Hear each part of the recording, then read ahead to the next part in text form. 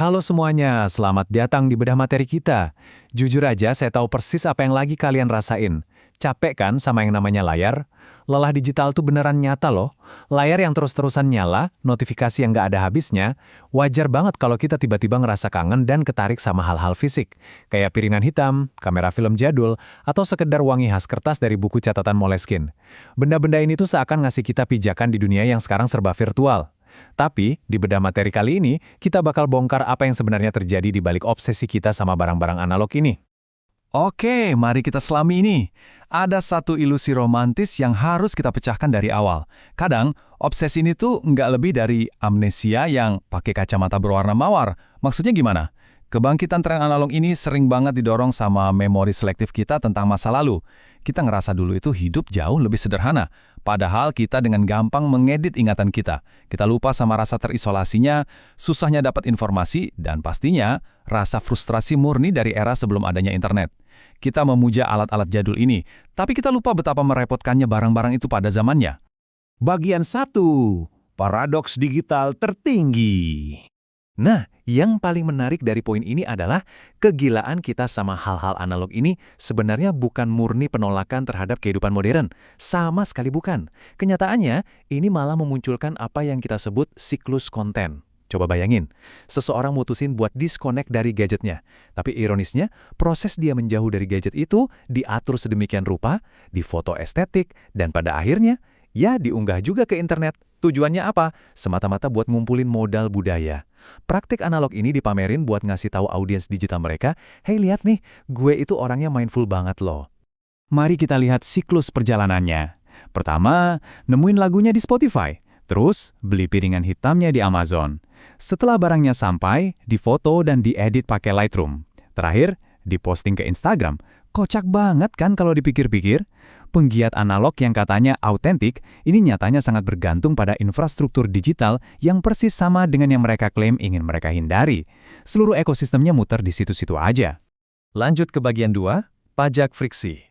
Di dalam subkultur analog ini, kelambatan tiba-tiba diangkat jadi semacam nilai moral yang tinggi. Kalian pernah nggak sih merhatiin orang yang rela ngabisin waktu berjam-jam cuma buat ngebersihin jarum pemutar piringan hitam? Atau yang super hati-hati masukin roll film ke kamera vintage? Nah, ini dia yang namanya teater persiapan. Kelihatannya emang estetik banget, tapi sebenarnya ini bisa jadi bentuk penundaan yang luar biasa canggih. Ritual persiapan semacam ini justru menguras energi kognitif kita. Energi yang harusnya bisa dipakai buat benar-benar menikmati musiknya atau nangkap momen fotonya. Hayo ngaku, pernah nggak kalian ngalamin ini sendiri? Kalau kita bandingkan antara friksi yang diromantisasi dengan biaya praktisnya, wah bedanya jauh banget. Kita sering memuji yang namanya kesabaran, kayak nunggu berminggu-minggu buat nyetak foto film, atau fokus pas lagi ngetik pakai mesin tik. Tapi kita sering nutup mata sama biaya praktis yang sangat nyata di belakangnya.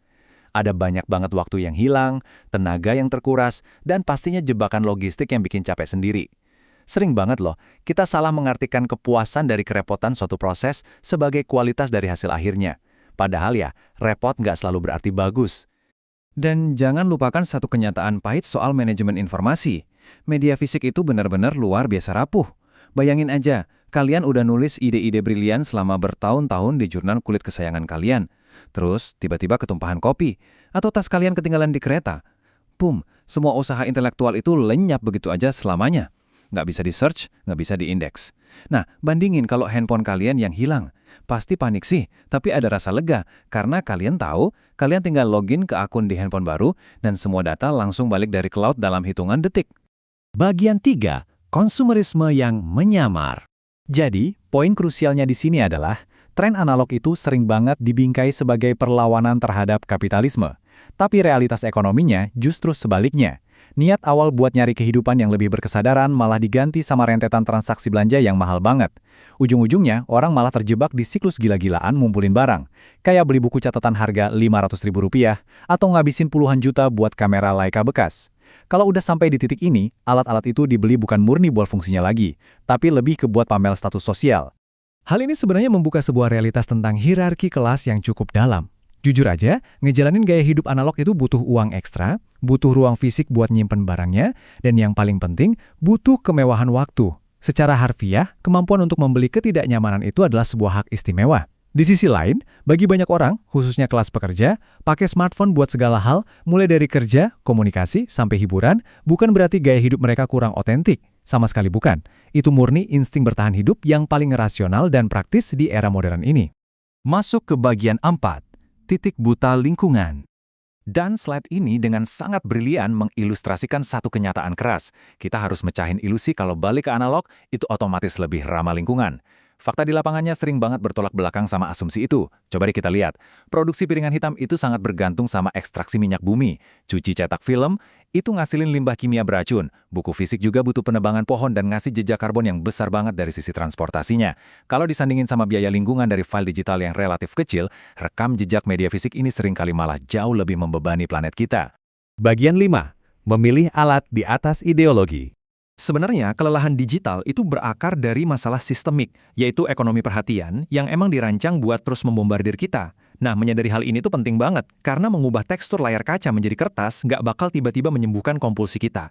Kalau pikiran kita emang terbiasa nyari distraksi, dia bakal tetap nemuin cara, bahkan lewat hal sesederhana ngatur ulang daftar tugas di jurnal sampai berjam-jam. Jadi planner kertas atau jurnal fisik itu jatuhnya cuma mekanisme coping sementara aja. Dia cuma mindahin lokasinya, tapi nggak benar-benar ngobatin akar masalah dari rasa terdistraksi itu sendiri. Walaupun begitu, jangan salah sangka dulu, alat analog tetap punya manfaat yang luar biasa kok. Asalkan dipakai dengan niat yang tepat. Misalnya, buku fisik itu efektif banget buat kerja mendalam. Kayak ngebaca materi kompleks yang butuh fokus tinggi. Terus, batasan 36 jepretan di satu roll film, itu secara alami bakal melatih insting komposisi dan kehati-hatian seorang fotografer. Dan pastinya, dengerin piringan hitam murni cuma buat nikmatin musiknya, tanpa harus mikirin notifikasi internet, itu adalah sebuah kemewahan yang beneran asyik. Kuncinya itu satu, niat pas kita menggunakannya. Mari kita lanjut dan lihat bagaimana ini membangun satu pemikiran penting. Pada akhirnya, tindakan yang paling murni dan otentik itu bukanlah soal seberapa banyak kita ngebeli barang buat ngebentuk identitas analog, tapi lebih ke menggunakan alat apapun yang paling ngebantu kerjaan kita secara tenang. Nggak perlu difoto, nggak perlu dibuktiin ke siapa-siapa di media sosial. Kesadaran atau mindfulness sejati itu justru bekerja dalam keheningan. Dia nggak butuh validasi dari audiens digital sama sekali. Yang akhirnya ngebawa kita ke satu pertanyaan tajam. Sebuah pertanyaan yang wajib banget kita renungin tiap kali ngerasa pengen beli barang estetis baru dengan dalih mindful. Apakah kalian benar-benar lagi nyari kehidupan yang lebih bermakna? Atau jangan-jangan cuma nyari lapisan materi yang lebih fotogenik aja buat dipamerin di kehidupan digital kalian? Jawabannya ada di diri kalian masing-masing. Terima kasih banyak udah nemenin saya di bedah materi kali ini, dan sampai jumpa di pembahasan seru kita selanjutnya.